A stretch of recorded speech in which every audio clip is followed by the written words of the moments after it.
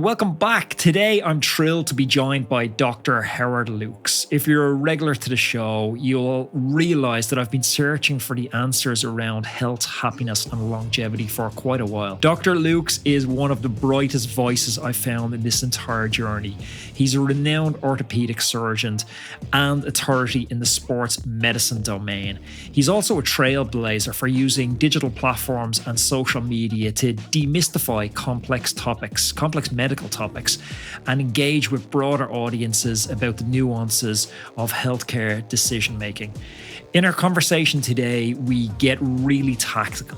We talk about what you should and what you shouldn't be doing if you want to live a long, healthy, happy life. And now, my friends, it's Dr. Howard Lukes. Dr. Howard, welcome to the show. Thanks, Anthony. It's good to be here. I want to have this conversation around the big levers in health. I listen to so many podcasts lately, and it just feels like everyone's majoring in the minor stuff. Like they're having full podcasts about, infrared saunas or cold plunges.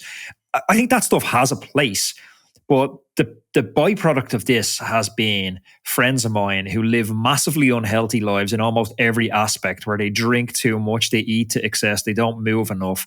And then they're talking to me about how they got a new cold plunge in the house. And I'm like, for $4,000. Yeah, I'm like, you know what? There was easier things you could have done, but they're well-intentioned. But I want to focus this conversation around the big levers we can pull on health. Sure. Did you read my book? I'm just curious. I don't remember. I've read a summary of your book. You didn't.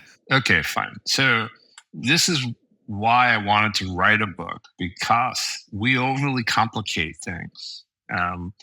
While there are too many people who don't train, who don't ride, who don't run, there are many people who train too much. They're overtrained, much like you spoke about on Twitter the other day. But there's nothing like that as severe as it is in the longevity or lifespan space. And I similarly have friends who are spending a fortune on supplements, on saunas, on cold plunges, on special mattresses, yet they don't move enough.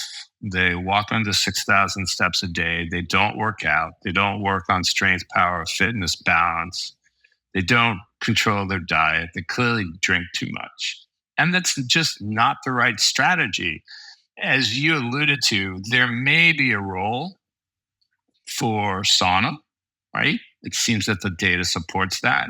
There's not much of a role for cold plunges. There's very little role for most supplements. I'm asked all the time, and all I really take is creatine and vitamin D in the winter and some protein. That's it. That's all I have room for.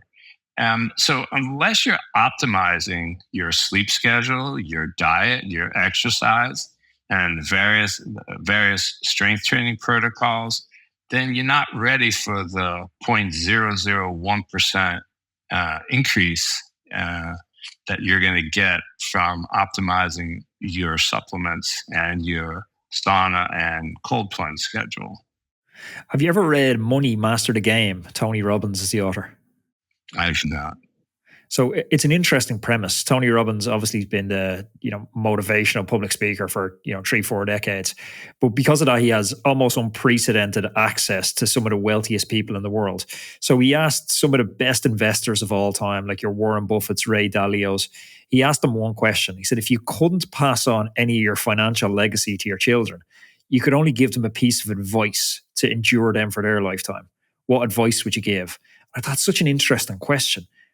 And I wonder if I was to push that same question to you, if you couldn't give a blueprint, you could only give one single piece of advice. Like, what's the main thing? Because I guess we've established the main thing isn't the saunas, the cold plunges. Is there a singular focus that you think, okay, if you get that right, that's the domino that could knock over the other dominoes? Yeah, that's a great question. And I just answered a question about that on Twitter. It's not even something that I taught them. It's something that they learned from observing me, because I was, for the longest time, just a runner. But I ran when it was raining, snowing, icy, cold, hot. It just didn't matter. They saw their dad get in his car, drive to the trails, come back home, change his clothes, get ready for the day. They saw the smile on my face. And they see my fitness level, especially now compared to their friends' parents who, we're all getting up into our low 60s now. And I never had to tell my kids to exercise. They just did it. As you learn as a parent, kids don't often do what you tell them to do, but they will emulate behavior very well. Yeah. So this was a nonverbal lesson that I gave my kids that I think it's going to have important ramifications for their entire life. What's the challenge like in your practice? Because this idea of sauna, cold plunge, this stuff, I think it's attractive because it's easy. You can say, well, it almost comes into the phrase of just do this, just take this medication, just do this one thing, when that reductionist argument doesn't really work around health. There's no just do this. There's actually, quite a lot goes into it. It's a 24/7 process, 365. How is that as a kind of thought experiment changing hearts and minds with your patients and say, actually, there's no just do this?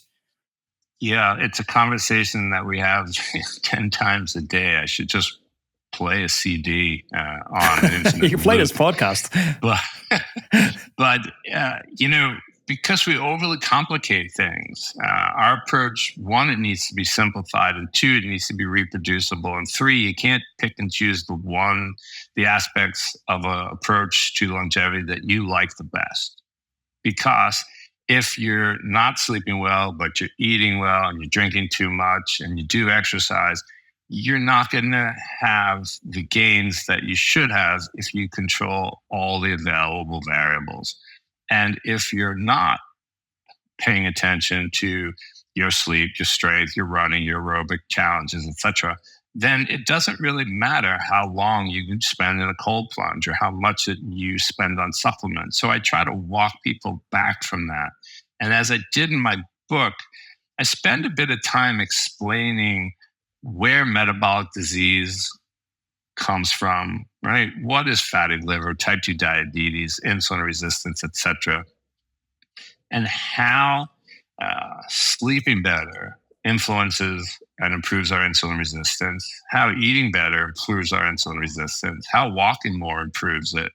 And now they start to draw all the associations, and they start to understand how everything is so complex and interrelated, and why the strategies involve doing all of the above as opposed to just one of the above and trying to supplement with something else.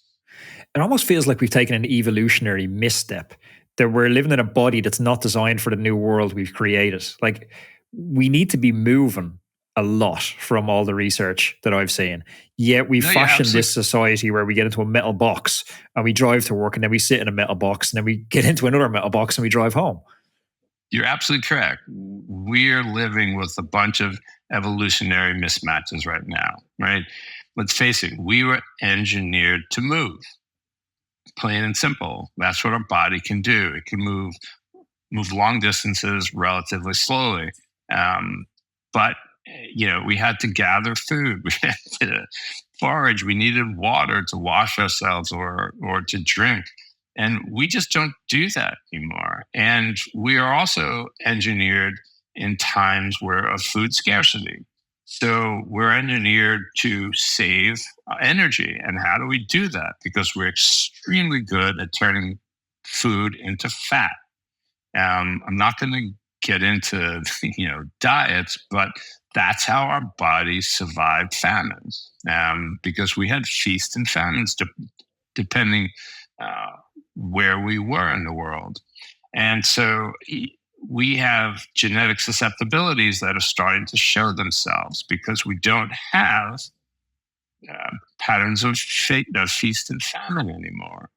So we are living with a lot of these evolutionary mismatches that our body just has not had the time to contend with. And we have big food, which is over-engineering our food processes. making the food too alluring, and there's not enough satiety. And now we have pharma trying to break the hold that big food has on us. So, and they've been successful with the GLP-1s. And soon, big food is going to figure it out, and we're going to just be in this race to the bottom. How bad's the news, though, for somebody who's living a standard American diet, who's working 9 to 5s or commuting by car, less than 500 steps a day, not doing any strength training? How bad's the outlook for them? Well, look, I mean, the outlook for the average age of an American, for the most part, is going down. It's not as bad as in women, and it's one of the few countries where that's true. And while people who are 60 years old now can expect to live into their 80s, our ability to compress morbidity now is starting to be limited, and we are having a higher prevalence of diabetes and other issues. So that's going to impact our ability to live and thrive longer. I think that's the critical part, really. It's, yes, we're living, but are we thriving, right? If you're spending all day going from doctor to doctor to doctor to pick up your 12 medicines, and you're having difficulty going from your car up the stairs into your house, you're not really thriving. And that's not how I want to pass through my last few decades. There seems to be a movement of very prominent doctors, physiologists, and scientists who are trying to lay out this blueprint for longevity. And it's great to see, because my background, I come from law, and a frustration I had for a long time is the very credible academics. They're so worried about conflicting academic thought, they don't want to put themselves out into the public sphere for fear of academic criticism. So what happens is you have pseudo academics who step in and they shout louder than everyone else, and they don't always have the best information. But now there is amazing people like you, Alan Cousins, that are coming forward, and they're talking quite a lot about, okay, it's actually not that complicated. We need to move every day a lot. And I think Alan Cousins even has this idea of a big metabolic day a week, which is just an entire day of moving. And that's bizarre for most people to hear, that you need to move that much. Yeah, well, it's funny. I started to post on Instagram a few months ago at the suggestion of some friends after my success on X, or Twitter. And what I quickly found out is that simple, actionable information just doesn't scale on Instagram, right? The wilder and crazier it is, the more followers that you're going to have and the more engagement. It's just insane. So I can put up, a graph of a 3-hour zone 2 cycle. It just has a flat line in zone 2. Nothing, right? Crickets. But if I show myself benching 225 and then jumping up and down and turning sideways 6 times, I'm going to get, a lot of applause. It's insane. However, what's clear for me is, look, I'm at the twilight of my career, right? So I don't care if people come at me and say, no, you're wrong, it's this, or no, you're wrong, it's this. Fine. I don't have to protect my academic stature. I feel just fine with where I am in life. And I'm just sharing this because I want to help people. That's my only motive right now. So, I have nothing else to sell you. So intention is powerful as well. Totally. And look, and I walk the walk. I'm right there alongside with you. I don't love every run or ride every day. I don't like to sit on a trainer for 3 hours. As I mentioned online the other day, it's just as much to train my brain for adversity as it is to train my mitochondria, because it's not easy to sit your ass on a saddle for 3 hours and not move horizontally. But look, that's why Alan and I and others are out there. We're sharing very simple information. This isn't rocket science. You can live a longer life if you concentrate on these few things. And if you don't, you're going to bear the consequences of it. And that's fine. Yeah. I think that's a really interesting point, because there's a lot more consensus than there is conflict. But the conflict's often blown up to make it seem like, oh, diet's just so confusing. I don't understand. There's so many different tribes in diet. But actually, the consensus is quite strong. We can't be eating processed food. We can't be in a calorie surplus every day of the week. We can't be eating foods that are just laden with toxins. It needs to be a relatively clean diet, regardless of what tribal food philosophy you fall into, whether it's paleo, carnivore, vegan. Everyone roughly subscribes to that same idea. Now, there are junk food vegans and stuff out there, but broadly, everyone subscribes to those principles.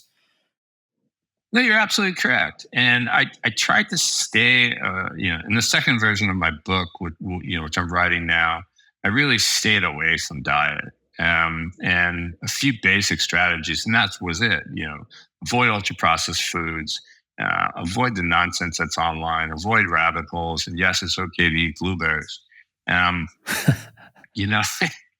mean, when I come home from a long run or a 3-hour ride, I have to take in a lot of calories, and I don't care whether they're carbs.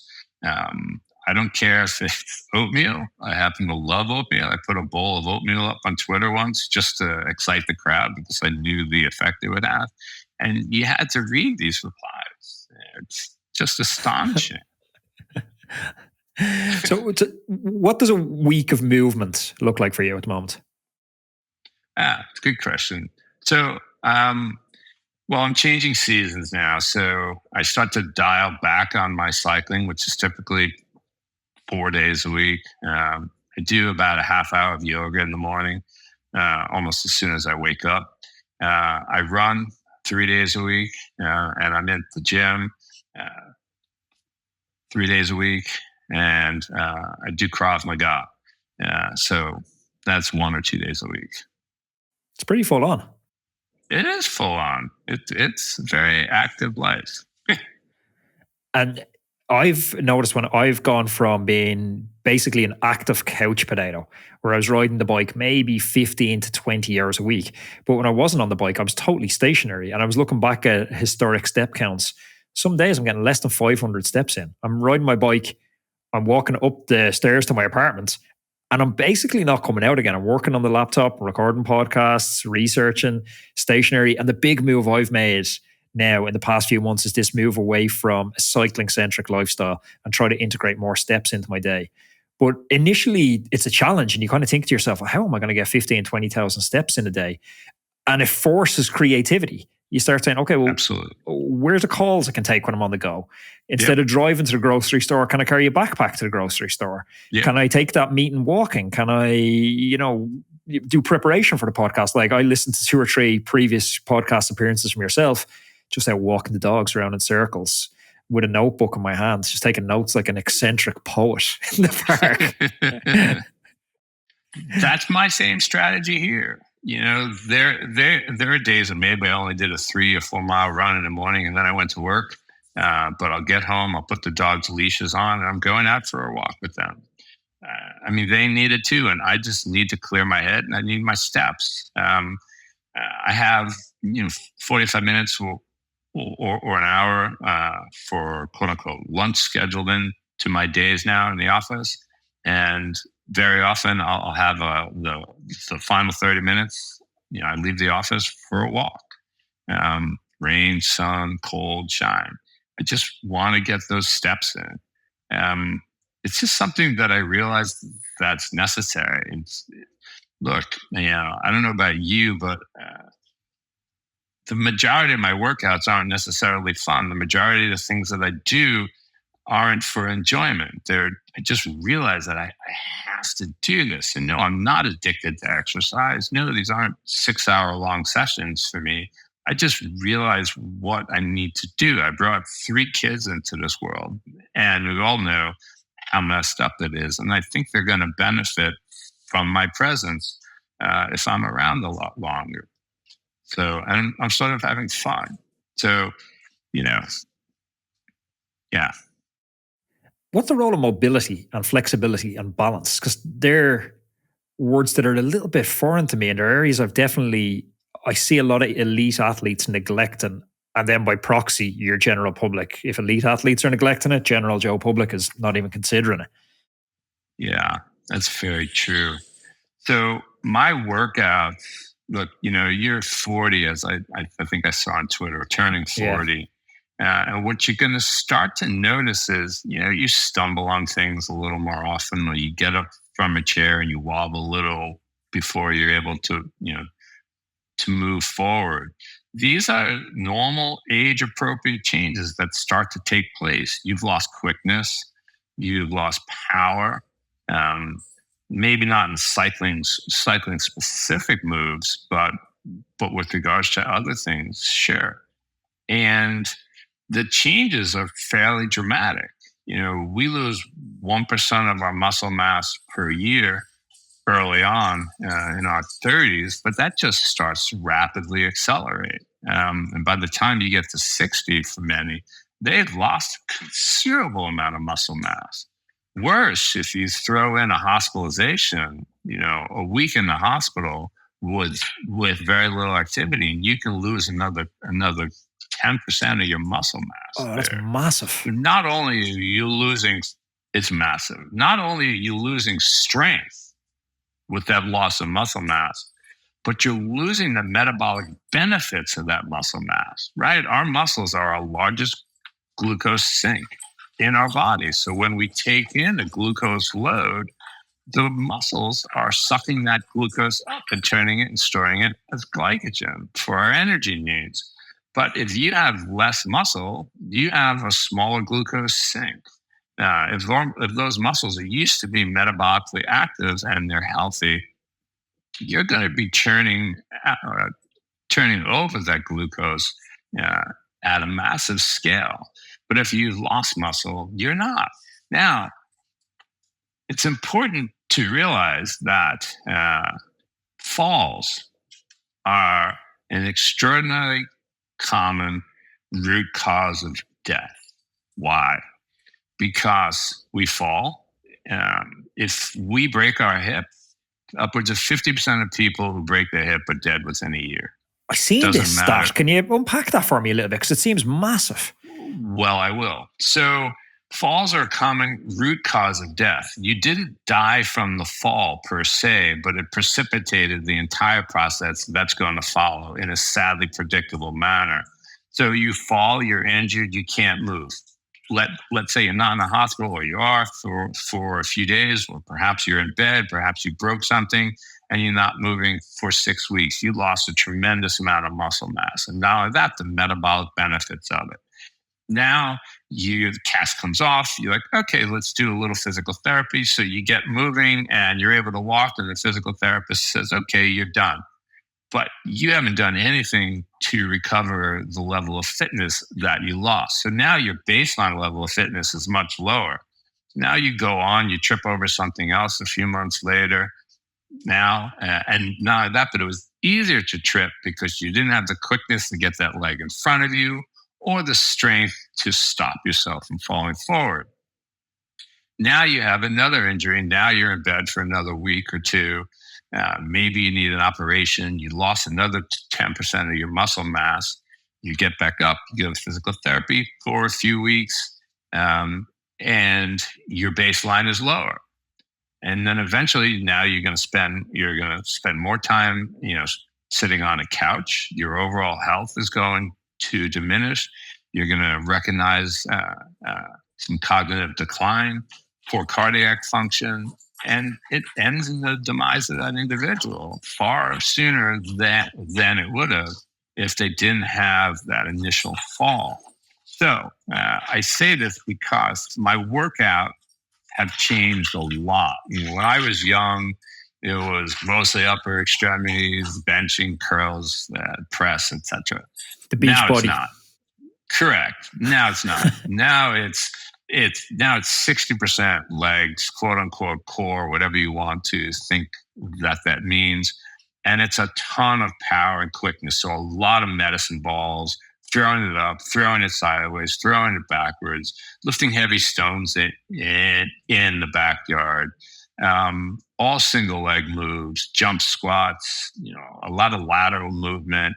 I'm still doing sprints. I ran a 177 10-yard dash the other day, which is pretty fast. It's pretty fast for a 61-year-old, right? It's pretty fast for a 40-year-old. Right. Thank you very much. I appreciate that. So, the only way I've gotten there is by maintaining it. Once you've lost it, you can get some back, but a lot of the muscle fibers that you lose due to sarcopenia, which is the genetic-based loss of muscle mass, it's a lot more complicated than just muscle atrophy, right? You've lost muscle cells. You've lost the satellite cells, which are the progenitor cells that lead to new muscle cells. So exercise can stimulate hypertrophy of the muscle that you have, so you can make up a lot of strength deficits. But you want to really prepare for aging by remaining strong, remaining quick, by having power. The difference between power and strength is there is a time component. So power is the ability to move weight quickly. So rapid squats, rapid leg extensions, rapid push-ups, etc. And then there's balance.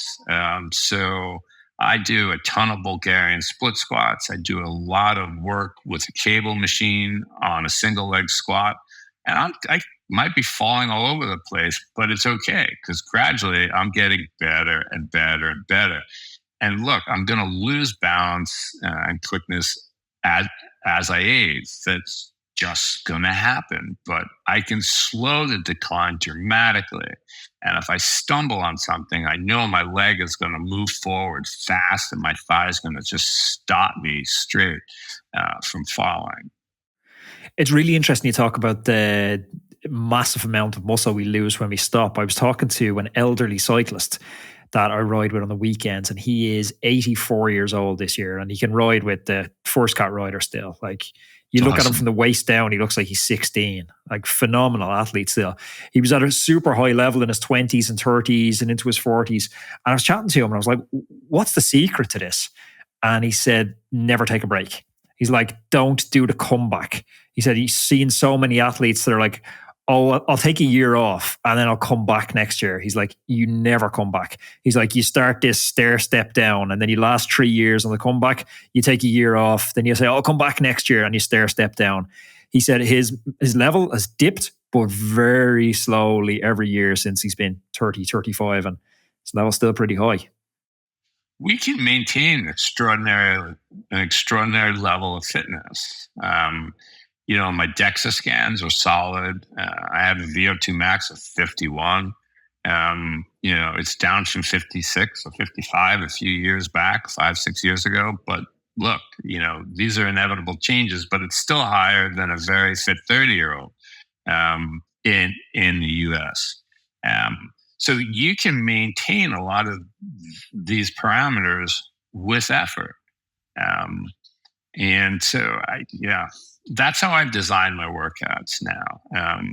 The biggest change that I've made is how I pursue these strength training days. It's not just benching, squatting, and deadlifting.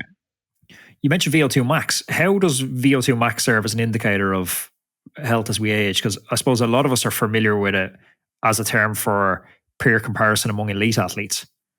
Yeah, sure. So obviously it has a lot to say about your overall fitness level.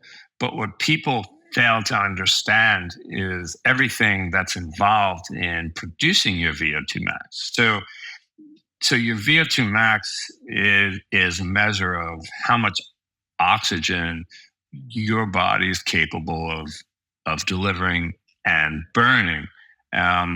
So in order to deliver the oxygen, you need well-functioning lungs, right? You can't have asthma, COPD, or various lung diseases. then you need to bring that oxygen molecule across into the capillaries deep in the lung to get it to enter the bloodstream. So if you smoke, or if you did smoke, if you have inflammatory conditions and the air sacs in the lung are thicker, or the capillaries are thicker and sluggish, that oxygen is not going to diffuse into the blood well. Now your heart needs to pump that blood. Your muscles can call for as much oxygen as they want, but if you can't increase your stroke volume and your heart rate, then you do not have the capacity to pump that blood to the muscles as fast as it needs to get there. Once the blood arrives, assuming you have no atherosclerosis and other blockages, which will limit the delivery, now you have to have enough capillaries within your muscle beds. You have to have a lot of muscle tissue. And the only way to develop capillaries is by using those muscles. This is one of the strong reasons why zone 1 and zone 2 training is super important, because it helps increase the capillarization, or the growth of blood vessels within a muscle bed. So now you have to deliver that oxygen to your muscle cells, and they need to use it efficiently. So it needs to get into the cell. It needs to find functional mitochondria, right? If we're not healthy, well, and metabolically fit, and our mitochondria are not functioning well, then we're not going to be able to use the oxygen as efficiently as we should. So this is why VO2 max is such a great measure of our overall cardiometabolic fitness, because there's so many systems that come into play, and there's so many maladies that, if we have them, are going to dramatically affect what our maximal VO2 max can be. And the average 60, I'm 61, the average 61-year-old male in the United States has a VO2 max of somewhere between 30 and 32, which is just extraordinary, because you need a VO2 max of 25 to 28 to be able to climb a set of stairs without getting short of breath. So they're not very high above that threshold. Average is a bad place to be these days. Listening to you, I'm wondering, we have this idea, retirement is such a bad idea on so many levels. We won't get into that one today, but the idea of retiring and winding down as we age, if we want to hold on to VO2 max with expected muscle decline and deterioration in age, it seems like we're going to have to ramp up training, not ramp down training as we age. So how do you think about that ramping training up and managing recovery, which becomes more difficult at age? All right. So I'm sorry about my little dogs here. I have two here as well, so I'm surprised you haven't heard them yet. So, yeah. Ramping up. It's funny. I've tracked my HRV with HRV for training, Marco's app. Just downloaded it last week. For a long, long time. And when I was young and pig-headed, I sort of ignored it.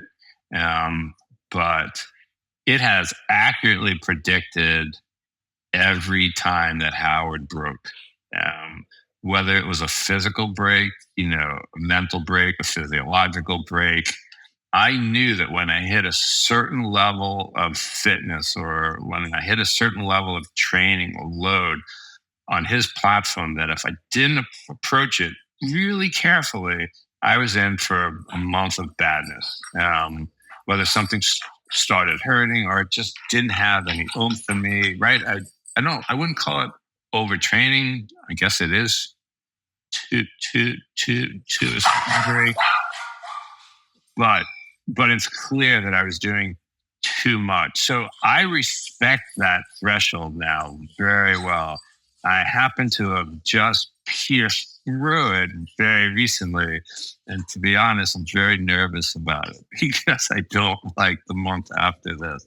But I'm just not going to ramp things up further. So what I tend to do is I'm much more efficient about my training. So, I'm not going to do as long of a long ride or a long run so I can do some sprint work. So I'm going to keep my load sort of constant or just slightly higher.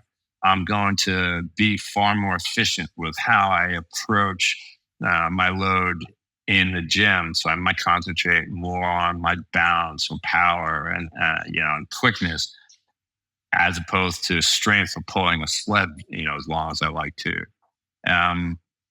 So I don't necessarily ramp what I do, but I'm much more efficient at it. And I'm very careful with load management because most injuries that I see in the office are training errors, right? And for people who don't monitor load well. And since we just discussed a lot of the downsides associated with not moving and not doing things, that is something that I need to avoid more than anything else. Well, I had Dr. David Lippman on the podcast, and he had a lovely expression where he was talking about the importance of consistency as well. And he said our long-term outcomes are much less defined by our ceiling than they are by our floor. Yeah. And I thought it's such a nice way to think about it. But with that being such an important theme as we age to maintain all the way through, how do you approach consistency? Because we see so many people that they'll listen to this podcast or someone will share another podcast with them and they're like, okay, I'm going to go on a health kick. I'm going to get motivated. And this seems to last 2, 3 weeks, 4 weeks, and it doesn't become sustainable habit change. How do you approach making those patients that come into your clinic that haven't lived the active life that you've always had? How do you approach that habit change with them? It's really difficult. First of all, it's great if that spark shows up, especially if it shows up prior to a giant life event like your first heart attack. And as I alluded to, load management is just critical. Our bodies can handle an enormous amount of load as long as we bring it through those thresholds slowly, and we apply those loads slowly and actively over time. The problem arises when people first get the bug and they think that it has to hurt, we have to sweat. No pain, no gain. Right. I have to do 4 sets to failure. Or worse, you have a 50-year-old who, when he was 25, benched 2 1/4. So, of course, his goal is 2 1/4 on his 3rd gym session. And so, it's a tough conversation because you don't want to shut them down, yet you don't want them to keep hurting themselves. So it's a challenging topic. It really is. Much like your cycling friend said, coming back from an injury, as I'm sure you know, can just be a nightmare, even if it hasn't been a year. It's never a linear process. We tend to ramp back too quickly and we injure ourselves again, and we're back down. We're trying to get up, back down, we're trying to get back up. So it's a long process. So that's the information that I try to bring to the office to these people who are just starting out and things are starting to hurt a little too much now. First is the message that not all pain implies harm. However, you'd like to avoid this so it doesn't become an issue. And 2, I'd like you to continue to be able to work out because of all the benefits. So I don't want you to throw yourself against the wall with every workout, every run, every bike ride, each and every time. So I spend a lot of time on load management. I spend a lot of time with how to introduce intensity. I make it very clear, I am not against intensity. It's just we don't need a lot of it, plain and simple. So, it's a challenging topic. It's a challenging discussion. But once they've been injured, if they still want to go, then it's an easier conversation to be had than if I'm having the talk, with someone who is telling me that they want to start exercising tonight.